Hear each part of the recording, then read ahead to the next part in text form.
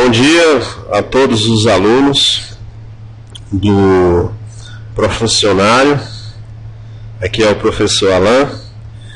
É um prazer imenso estar com vocês e agradeço de antemão a boa recepção que tive. Obrigado a todos. E hoje nós vamos tratar da unidade 3 e da unidade 4 e assim, dessa maneira, vamos encerrar a nossa disciplina Ética do Cuidar. Hoje, vocês podem acompanhar aí pelo esquema que eu fiz. Antes da gente tratar, propriamente dito, da ética do cuidar, que é uma ética própria do mundo contemporâneo, do mundo de hoje, do mundo em que vivemos, faz-se necessário explicar algumas coisas relativas ao mundo de hoje. Então, no tópico 1.0, onde tem o mundo contemporâneo, o mundo de hoje, eu posso assegurar a vocês que esse mundo ele é o resultado de 5 grandes revoluções. Sem essas revoluções, esse mundo de hoje, esse mundo contemporâneo, não teria a configuração, a forma que tem. Quais foram, então, essas revoluções que possibilitaram o surgimento do mundo em que vivemos, na forma em que ele é? No tópico 1.2, eu cito aí a Revolução Religiosa. Essa Revolução Religiosa, ela é marcada pelo cisma de Lutero, que aconteceu aí por volta do século XV. O cisma de Lutero, ele rompe com os cânones da religião católica, que proibia, por exemplo, o lucro, a usura. Como havia uma classe social em ascensão, no caso a burguesia tinha muito dinheiro, mas não tinha o poder e tinha o anseio de crescer cada vez mais e era barrada pelos ideais da religião católica. Então, Lutero rompe com a Igreja Católica, permite o lucro, desde que esse lucro seja produto do trabalho digno e honesto. Então, ele é recepcionado pela burguesia. Se você reparar, as nações fortes do mundo, quase todas elas, sem exceção, são protestantes. Não é à toa. Foi nelas, sob o protestantismo, que o capitalismo se desenvolveu com toda a força. A outra revolução política, a outra revolução é a Revolução Política, que tem um marco na Revolução Francesa de 1789. A Revolução Francesa, seguida, que é bem depois da Revolução Religiosa, ela rompe com o antigo sistema político, em que nós tínhamos na base o rei e do outro lado os súditos, a nobreza e os súditos. Então, com a Revolução Francesa, nós vamos passar uma borracha nesse sistema político, em que há a nobreza e os súditos. Agora virá a república e no lugar dos súditos, o povo. E quem vai deter o poder político ou influenciar diretamente no poder político é a burguesia. Bom, com a reforma, com a Revolução Religiosa, seguida da Revolução Política, nós temos também uma Revolução Científica. Essa Revolução Científica vai possibilitar o surgimento de pelo menos 2 outras revoluções, que é a Revolução Industrial e que é também a Revolução Tecnológica, que é a marca do nosso mundo, do mundo de hoje. Essa Revolução Científica vai fazer uma transformação nunca vista na sociedade humana. A outra revolução é a Revolução Cultural, que vai transformar a cultura, possibilitar o renascimento do humanismo. Nesse sentido, essas revoluções todas vão colocar no centro o homem e a razão. Antes, o centro era ocupado por Deus e pela fé. Agora nós temos o homem e a razão. Tudo se explica a partir do homem e da razão. A religião e Deus fica de fora. A outra revolução a que me refiro é a revolução moral. Essa revolução moral vai fazer uma transformação na ética e adotar uma ética adaptada para o capitalismo. E essa ética capitalista vai possibilitar o surgimento de uma outra ética, que é a ética do cuidar, a ética do cuidado, que vai fazer um contraponto, que vai rivalizar com essa ética capitalista. Então, graças a essas cinco revoluções a que me referi, nós temos a configuração do mundo atual. O outro tópico trata dos paradigmas do mundo contemporâneo, do mundo de hoje. Quando eu falo paradigmas, eu estou falando em modelos, em formas do mundo contemporâneo, do mundo de hoje. O primeiro paradigma do mundo de hoje, do mundo contemporâneo, é a centralidade da razão, ou seja, a razão está no centro. Tudo se explica, tudo se justifica a partir da razão. A medicina, a educação, a ciência, as artes, os conhecimentos de um modo geral, têm como pano de fundo a razão. O homem ocupa o lugar de Deus. Deus, que era o centro do universo, tudo se explicava a partir de Deus. No mundo contemporâneo, no lugar de Deus está o homem, e tudo se explica a partir do homem e da razão. Uma marca do mundo moderno e do mundo de hoje é a expansão. Se você quiser entender o mundo moderno com uma palavra, entenda como expansão. No mundo moderno, tudo se expande. A economia é globalizada, a economia é mundial, e não mais como na Idade Média, localizada, restrita a um determinado ponto do planeta. Hoje, a economia é uma só, ela influencia na economia de todos os países do mundo. Existe um trânsito econômico que chega a todos os países, mas esse trânsito nem sempre é na mesma proporção. Por exemplo, nós consumimos os produtos americanos, mas não na mesma proporção que eles consomem os produtos brasileiros. Então, o mundo moderno é o mundo da expansão. Tudo se expande. A ciência se expande, se espalha pelo mundo. A religião se espalha pelo mundo. A política se espalha pelo mundo. A Revolução Francesa, que aconteceu na França, ela desencadeou revoluções no mundo inteiro, em todos os continentes.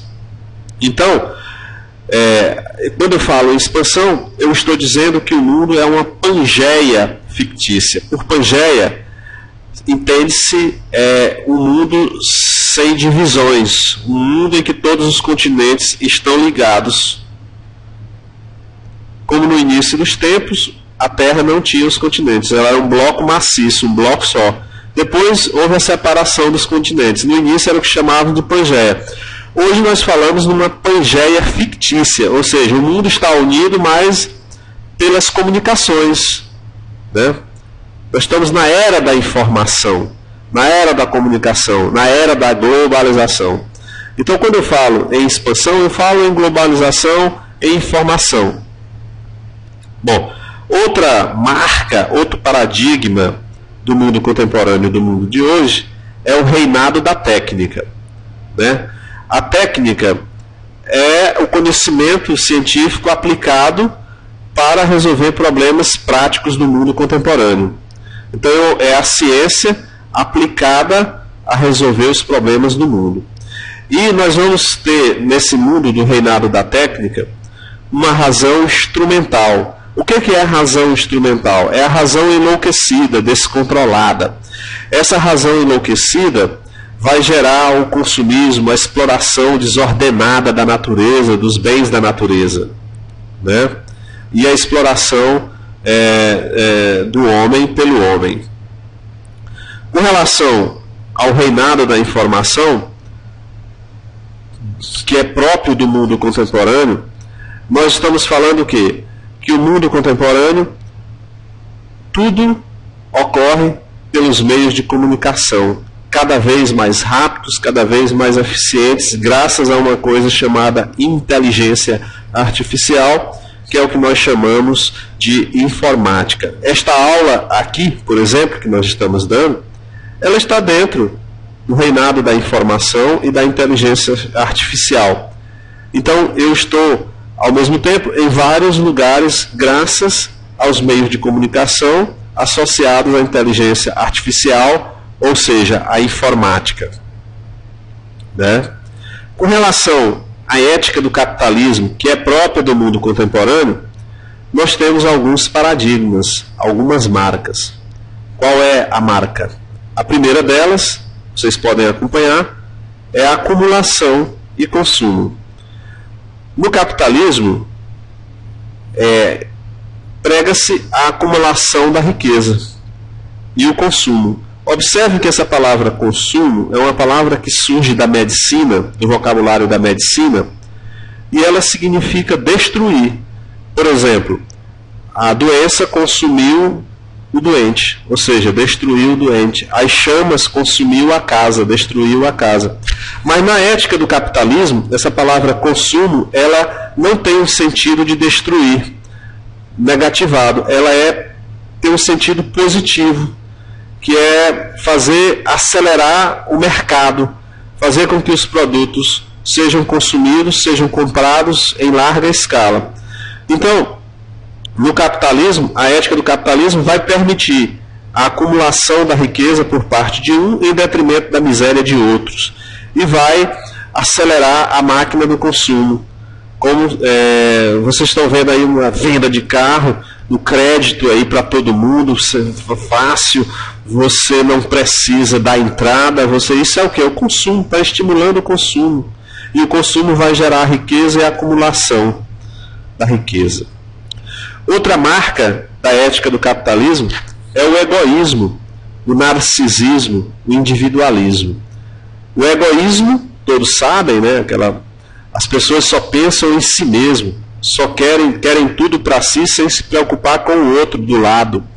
O narcisismo é que a pessoa só reconhece valor a partir dos seus próprios valores, daquilo que ele elege como sendo seus valores, e o resto não interessa. E o individualismo é aquela coisa, tudo é individual, tudo é particular, né? Não interessa mais, todo mundo quer tudo para si, não interessa mais, por exemplo, as ideias de coletividade. Eu quero o conforto, mas o conforto individualizado, né? Essa é uma marca da ética do capitalismo. Outra coisa que está dentro do contexto da ética do capitalismo é a efemeridade, ou seja, as coisas, os valores são breves, passageiros. Como a música é passageira, você consome e joga fora. Então, não tem mais aqueles valores sólidos, tudo é muito passageiro, o que vale hoje, amanhã já não vale mais. E é assim, é o que o sociólogo polonês chama de sociedade líquida. Eu me refiro ao Zygmunt Bauman. Bauman fala que a sociedade de hoje é líquida, ou seja, não tem nada mais sólido, tudo se dissolve, tudo é muito rápido, tudo é muito passageiro, os valores mudam numa velocidade nunca vista, né? Então, e outra coisa que é própria da ética do capitalismo, entre aspas, é a reificação do homem. Essa palavra reificação significa coisificação, ou seja, o homem é reduzido a coisa, e não mais ele é visto como um ser humano, como pessoa humana. Ele é visto como coisa, como meio, como uma peça de carro, que quando estraga você joga fora e coloca outra, e aquela não tem importância nenhuma. Então o homem não é mais tratado dentro do capitalismo como fim, mas como meio. O homem é apenas um meio para a realização da produção, da acumulação e do consumo. Essa é a lógica da ética do capitalismo. O homem não é visto como um ser humano, como uma pessoa humana, ele é visto tão somente como uma coisa, como um tijolo, como uma peça de uma engrenagem que, ao dar defeito ou não ter mais utilidade, é jogado fora. E quantos homens são jogados fora? Nações inteiras como o Haiti é jogado fora, é ignorada completamente, porque não tem necessidade, não tem utilidade. Nós vivemos na época do utilitarismo, só vale o que tem utilidade. Porém, em confronto a essa ética do capitalismo, vai surgir a ética do cuidar. Ainda bem. E a ética do cuidar tem como fundamento combater essa ética do capitalismo, essa ética que desumaniza o ser humano. Então, vamos ver o que traz a ética do cuidar para o nosso mundo. A ética do cuidar é a ética do equilíbrio, que vai trazer o equilíbrio de volta para o nosso mundo, em que a razão está desequilibrada, enlouquecida, descontrolada. A razão que gera a poluição do planeta, que gera a exploração do homem pelo homem, a coisificação do homem, que é a reificação, que gera o egoísmo, o narcisismo, que gera essa sociedade em que tudo é muito rápido, passageiro, efêmero. Então, essa ética do cuidar, que é a ética do equilíbrio, vai trazer para a humanidade uma esperança. E, no lugar do acúmulo e do consumo, ela vai pregar que nós devemos consumir e ter somente o necessário, para que mais pessoas possam ter acesso aos bens que a vida nos oferece. A alimentação, a moradia, ao lazer, ao emprego, a felicidade. Então, assim, se cada um tiver só o que necessita, todos terão oportunidade de acesso a esses bens. Ao contrário da ética capitalista, que permite o acúmulo, uns terem muito e outros não terem absolutamente nada. Outra marca da ética do cuidar é a alteridade. O que é a alteridade? Essa palavra alteridade significa o outro. É a preocupação com o outro e não apenas consigo mesmo. É o cuidado com o outro. O outro é importante. A gente tem que ter sempre no nosso agir, no nosso pensar, ver o outro. O outro é o ser humano, o outro ser humano. Então a alteridade, ela vem ocupar o lugar que antes era ocupado pelo individualismo, né? No lugar do indivíduo tem o outro, né? Outra marca da ética do cuidar é a solidariedade, que vai ocupar o lugar do egoísmo, do narcisismo e da indiferença. A solidariedade é um remédio contra o egoísmo, o narcisismo e a indiferença, que é uma marca do mundo capitalístico, do mundo contemporâneo, do mundo globalizado. Então, resumindo, a ética do cuidar é a ética do equilíbrio, é a ética do equilíbrio da natureza e do equilíbrio do homem. O homem em equilíbrio com a natureza e o homem em equilíbrio com os outros homens, né? Bom, por fim, nós vamos avançando, nós vamos tratar aqui das fontes da ética contemporânea. Em outros termos, eu vou explicar para vocês de onde surge, de onde emana a ética contemporânea. Bom, ela não tem a ética contemporânea, a ética do cuidado, embora ela seja baseada no mito do cuidado, no que é o mito de Higino, vocês podem ver aí na apostila. E o curioso é que esse mito foi divulgado por um filósofo alemão chamado Martin Heidegger, num livro dele chamado Ser e Tempo. Ele divulga esse mito de Higino, que é o mito do cuidado, e curiosamente Martin Heidegger, ele foi reitor de uma universidade nazista, de uma universidade de Hitler. Justamente o homem que pregou o mito do Higino, que é o mito do cuidado, que é o mito que vai servir para a ética da esperança, a ética da solidariedade, da alteridade, da necessidade, do equilíbrio. O homem que serviu a um nazismo, que era um regime que pregava exatamente esses valores contrários à ética do cuidado, né? Mas o que interessa é que o homem deve ser compreendido no seu tempo e no seu contexto. Não vamos julgar Heidegger. Heidegger foi um dos filósofos mais importantes do século XX. Isso é inquestionável e a contribuição dele é maravilhosa. Bom, com relação às fontes da ética contemporânea, nós temos, por exemplo, a religião. Por exemplo, a solidariedade, a alteridade, que é própria da ética cuidar, também está no discurso da religião, está no contexto da religião. Eu não estou falando de qual religião, de qualquer religião. A católica, o budismo, eles pregam equilíbrio. Qualquer religião dificilmente não vai trabalhar com esses valores relacionados à solidariedade, à questão da alteridade, à questão do amor, do equilíbrio. Outra fonte da ética, que não está relacionada à religião, da ética contemporânea, que é a ética do cuidar, são os costumes. Cada povo tem os seus hábitos, tem os seus costumes, e esses costumes vão gerar valores que vai estar dentro do contexto da ética do cuidar. Outra fonte também, inquestionavelmente, é a razão.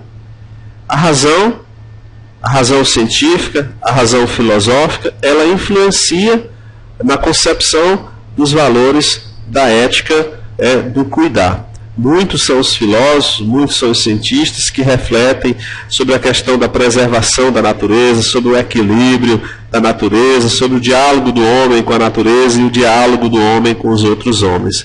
Então, religião, os costumes e a razão são as três fontes mais importantes da ética contemporânea, da ética do cuidar, né? Com relação à ambiência, ao ambiente da ética do cuidado, voltamos aqui à questão do mito de Higino, que é o mito do cuidar. Lembra que lá diz o seguinte, que o cuidar resolveu criar uma criatura. Essa criatura é o homem. Ele moldou essa criatura a partir do barro. Porém, Gaia, e Gaia significa terra, por essa criatura ter sido moldada do barro, da terra, Gaia reivindica o seu nome para essa criatura. Júpiter, por sua vez, que deu o sopro, pneuma, que significa espírito, movimento, alma para essa criatura, também reivindica seu nome, né, para essa criatura. Então, vai ser necessário uma intervenção entre esta discussão. Então, a arbitragem coube a Saturno. Saturno chega e então diz, bom, essa criatura não vai receber nem o nome de Gaia, nem o nome de Júpiter. Enquanto ela existir, enquanto ela viver, ficará sob a responsabilidade do cuidado. Quando ela morrer, a terra voltará para Gaia, que é a terra, o barro, a matéria de que essa criatura foi feita, voltará para de onde ela veio, e o espírito voltará para Júpiter, e foi feita a justiça. Bom, então qual é o ambiente da ética do cuidado? Reflete esse mito de Higino. Então, a ética do cuidado, ela cuida do planeta, da Terra. Nós usamos os frutos da Terra, mas temos que usar isso de maneira racional, de maneira razoável, e não de maneira descontrolada, como pregava a razão instrumental, a razão enlouquecida do consumismo, do capitalismo. Então nós temos que usar o planeta, temos que usar o planeta, mas preservar o planeta. Nós não podemos poluir mais do que o planeta suporta, né? Podemos poluir? É claro, não tem como não poluir, mas isso tem que ser poluído de uma maneira racional, de maneira que o planeta não seja prejudicado, e nem as gerações futuras. Nós temos que cuidar do futuro, do presente e temos que preservar o passado. Nós não podemos perder a memória dos nossos antepassados. Então a ética do cuidado, na realidade, é a ética do equilíbrio do passado, do equilíbrio do presente, do equilíbrio do futuro. Nós não podemos jamais perder esse equilíbrio. Então a ética do cuidado é o cuidado com o planeta, cuidar do planeta, preservar o planeta, conservar o planeta. A terra, o mar, as águas, o ar, as florestas, os animais e o próprio homem. Nós integramos um único planeta. O homem não é um ser especial fora do planeta. Ele é tão importante como a água, como a terra, como o ar, como os animais, como os insetos, como as plantas. É preciso preservar todos. É preciso manter um equilíbrio razoável para que todos fiquem preservados. Essa é a missão, é o ambiente da ética do cuidado. A ética do cuidado também exige o cuidado consigo mesmo, o cuidado de si. Nós temos que ter uma alimentação adequada, nós temos que ter uma qualidade de vida, nós temos que ter o trabalho digno, nós não podemos ter um trabalho indigno, nós temos que ter um salário que mantenha, que seja capaz de manter a educação, o lazer, a saúde, enfim, aquilo que está assegurado na nossa Constituição. Então, o cuidado de si passa por aí também. A preservação da saúde, a preservação de um trabalho digno, o equilíbrio nesse sentido, né? Então, a ética do cuidado também tem como ambiência o cuidado com o outro. Ora, eu estou bem, mas não basta. Nós temos que ver a situação do nosso irmão, do outro, saber se ele também precisa de um amparo, se ele está bem ou não, certo? Então a ética do cuidado, ela reflete esse ambiente do cuidado com o planeta, do cuidado de si, que envolve as relações de trabalho, né, as relações com a sociedade como um todo, e também o cuidado com o outro, com o próximo, né? Isso é importante, nós nunca poderemos perder a dimensão do próximo. Nós não podemos, eu estou com a minha situação resolvida, pronto, acabou o meu compromisso, eu não quero nem saber do resto. Isso não pode. A ética do cuidado diz, eu estou com a minha situação resolvida, mas eu não posso esquecer do próximo, da alteridade. Eu tenho que cuidar do outro. Mas eu educo meus filhos, faço tudo direitinho. Mas aquele que não teve a mesma oportunidade pode botar um revólver na cintura e no assalto matar teu filho. Então a gente tem que se preocupar sim com aquele outro que não teve as mesmas oportunidades, que não teve os mesmos acessos, aquele outro que está numa situação de desigualdade, numa situação de exclusão social. A ética do cuidado, quando prega a alteridade, a preocupação com o outro, é a ética da inclusão social, da inclusão educacional, da inclusão política, inclusão no lazer, inclusão no trabalho, inclusão em tudo. Nós não podemos criar uma sociedade sem essa dimensão do outro. Bem, e o cuidado com a sociedade é isso. Nós temos que ter um cuidado com relação às nossas leis, a aplicação dessas leis, com a questão da distribuição da justiça, do acesso à informação. Nós vivemos na era da informação, na era da transparência. Então nós temos que ter acesso às informações, à clareza do uso da máquina pública, das prefeituras, dos municípios, do dinheiro público, da saúde pública, da educação pública, da pavimentação pública, do acesso à informação. Tudo isso é reflexão de uma ética, é reflexo de uma ética do cuidado com a sociedade, certo? Nós não podemos ter uma sociedade formada por pessoas omissas e sem acesso à informação. Nós estamos vivendo em plena época da informação. Por fim, na unidade 4, ela trata de alguns símbolos do cuidado através de alguns personagens que passaram pelo planeta e refletiram essa ética do cuidado antes mesmo da nossa era. Como é o caso, por exemplo, de Jesus Cristo. Jesus Cristo pode ser considerado, pela sua pregação, como o mestre do cuidado. Jesus Cristo pregava o equilíbrio, o amor, a solidariedade, a alteridade, a preocupação com o outro, a preocupação com tudo. Jesus Cristo é um mestre do cuidado, da ética do cuidado. Outra Outro personagem, nós podemos citar aqui, a Madre Teresa de Calcutá.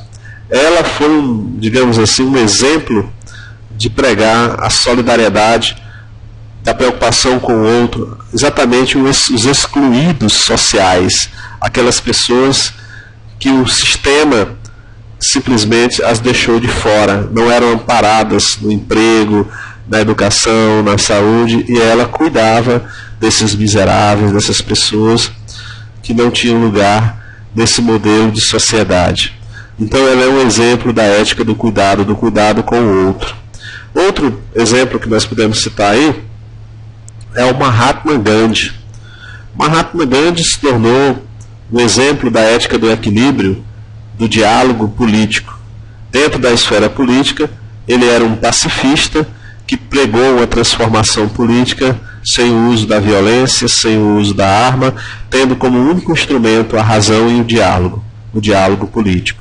Era isso que deveria prevalecer no nosso mundo. A ética do cuidado prega isso. Mas com relação a esses nomes, há muitos outros nomes que a gente pode citar. Aqui no Brasil, bem ali em Salvador, nós tínhamos lá o quê? A Irmã Dulce, né? Que tinha uma obra de assistência social, de acolhimento, de solidariedade, muito importante. Os exemplos da ética do cuidado a gente encontra em todo lugar, na nossa comunidade, na sua cidade aí. É possível você encontrar pessoas que, mesmo sem ter estudado esse assunto, estão muito, digamos, ambientada com essa proposta da ética do cuidado. Portanto, gente, eu agradeço a oportunidade de estar com vocês. Se vocês tiverem interesse da minha participação no outro momento, eu estou aberto. O programa continua. Se quiserem que eu trabalhe outra disciplina, eu estou disponível. É só vocês solicitarem, eu estou aí. Muito obrigado. Espero que vocês tenham o melhor proveito possível com relação a essa disciplina. Até mais. Obrigado.